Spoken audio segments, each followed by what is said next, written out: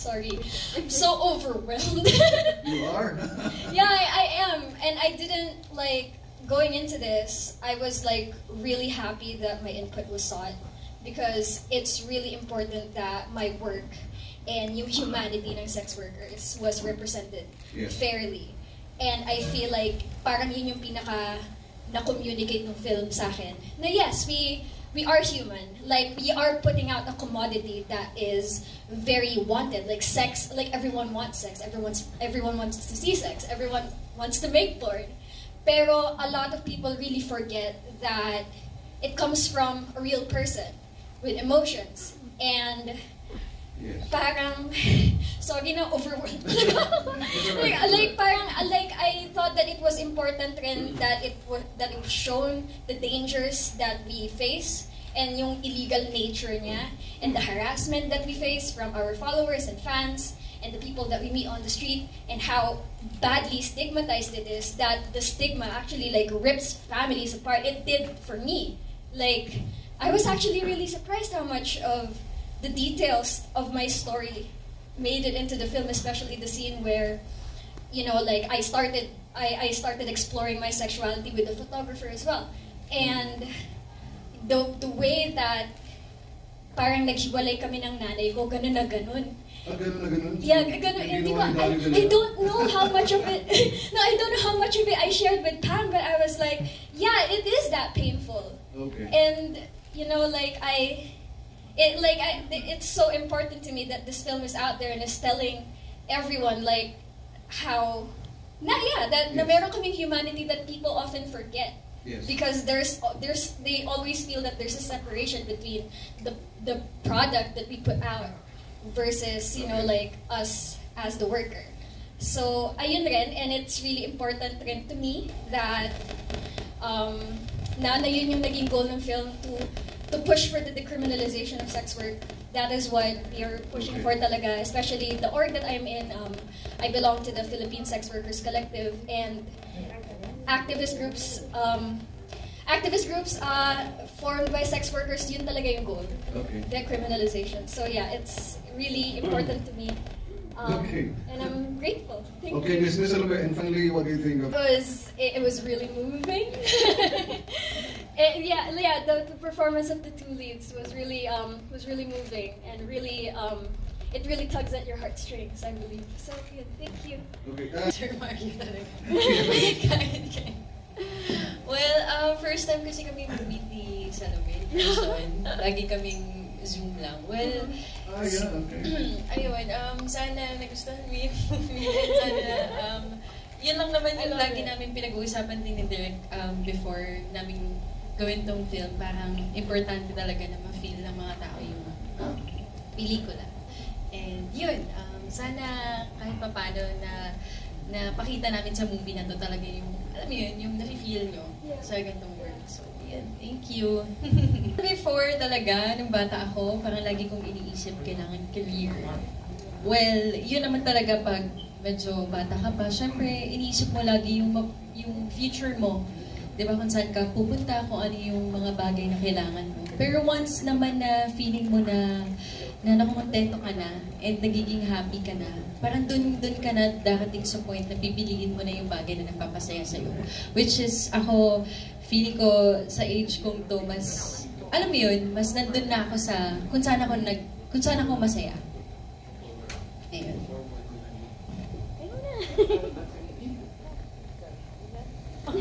Love or career?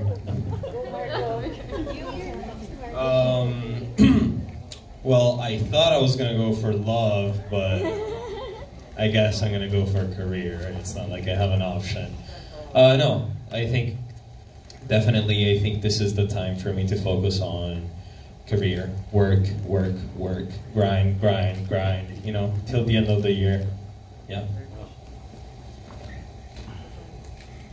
Ba't kailangan pumili? Hindi ba pwedeng pareho sabay? Ang difference lang kasi, pero valid yung question nyo, kasi yung si Krishna kasi pinapapili niya eh. Pero pag umabot na tayo sa point na pinapapili na tayo, ay di iwan na yan at career na.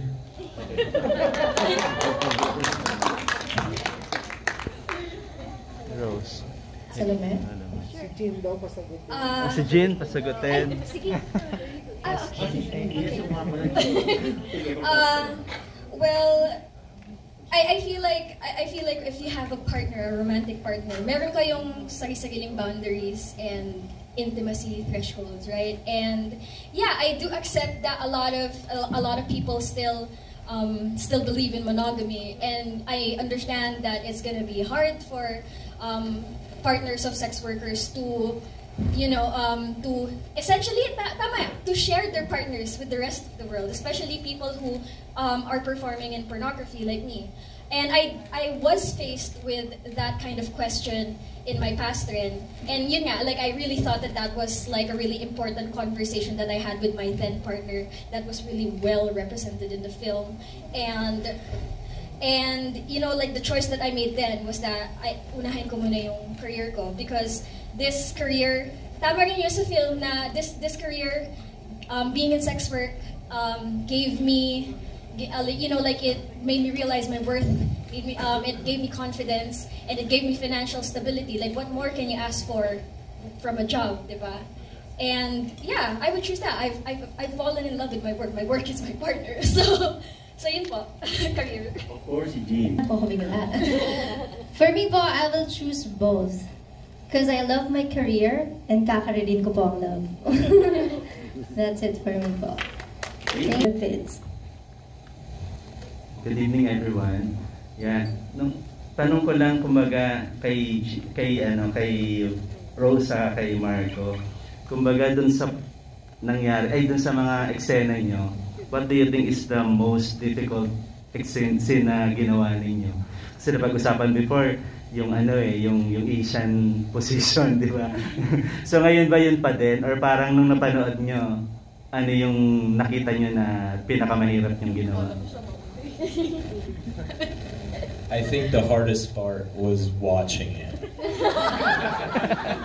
I think, to be honest. I think honestly, it was really harder for me to watch it rather than doing it, because when you're doing it, you're thinking that it's work. Aside from the moment, you try to put your emotions in, but yeah, I don't know. For me, it was really watching it. How about you? Well, aside dun sa Asian position, siguro nga yung sariling natin, scene. Yung nagsasarili tayo. Yung sa video call. Yun. Naalala ko pa nung time na yun, sabi ni Marco, "Uy, Rosa, itulungan mo ako mamaya Sabi niya, baka kasi yung magsasabi ng lines mo, yun yung maiisip ko habang ginagawa ko yung scene.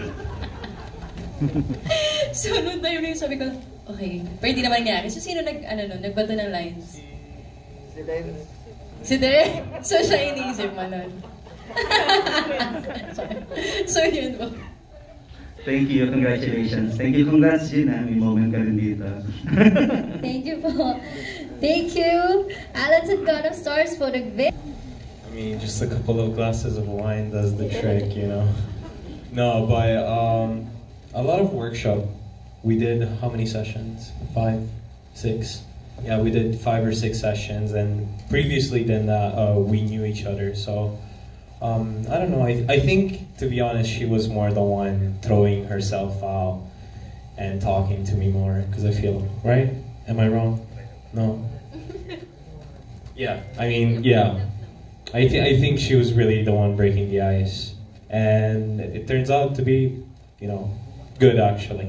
And the movie, it turned, yeah. Okay, I'm just. Yep. Got in the loop. Alright.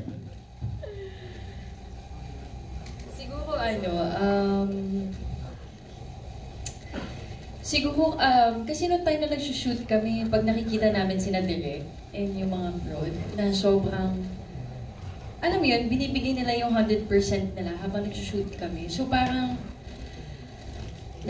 ang bigat ang bigat pag hindi na namin ginawa pa ng maayos yung eksena. So, ayun, feeling ko nandun kami sa momentum nung shoot. Talagang pag nagtitake kami, in character kami dalawa. So, yun. And siguro yung pangungulit ko minsan kay Marco, kasi si Marco minsan seryoso, ganyan. Mga random kulit ko lang sa kanya. Siguro nakakatulong. Yun po. Gusto ko lang i-establish ha na tama yung sinabi mo, like it's hindi lahat ng kinds of sex work ay makakapag-flourish financially the same way that content creators, cam girls, sport performers do. There are many different kinds of sex work, and there are some kinds of sex work that earn more than others.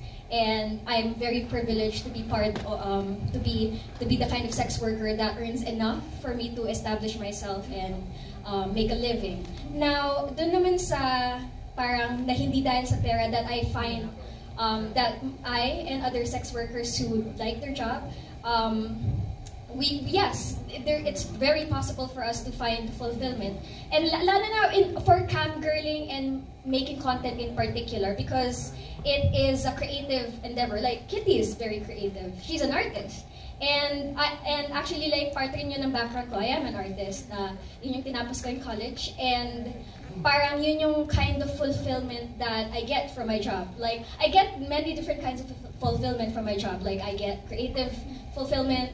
I get to be creative. I get to be an artist. And what else? And yeah, like, if you are the kind of sex worker that takes pictures of yourself, makes content of yourself, parang like when you see yourself in a different lens, tama yung parang transformation na pinagdaanan ni Kitty, na the moment that she sees herself in her pictures, she sees her beauty, she sees her worth, and the fact na nababayaran siya for it, it's a really important and transformative process.